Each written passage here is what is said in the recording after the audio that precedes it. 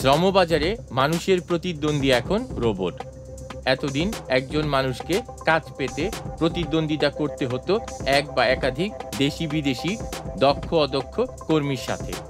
ইদানিং সৃষ্টিজগতের বুদ্ধিমান প্রাণী মানুষকে প্রতিযোগিতা করতে হচ্ছে প্রাণহীন রোবটের সাথে।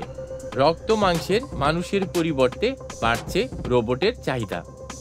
দৈনন্দিন কাজ থেকে শুরু করে মহাকাশ গবেষণার মতো জটিল কাজেও ব্যবহার হচ্ছে রোবট। রোবট বিরতিহীন কাজ করতে পারে প্রায় 24 ঘন্টা। তাই মানুষের বিকল্প হিসেবে রোবট নিয়োগ দেয়াকে নিয়োগকর্তারা শ্রেয় মনে করছেন। একজন মানুষকে কাজে নিয়োগের ঝামেলা এড়াতে রোবটের প্রতি আগ্রহী হয়ে উঠছে কর্পোরেট দুনিয়া। মানুষের পরিবর্তে রোবট দিয়ে কাজ করানো অনেক লাভজনক ও সহজ।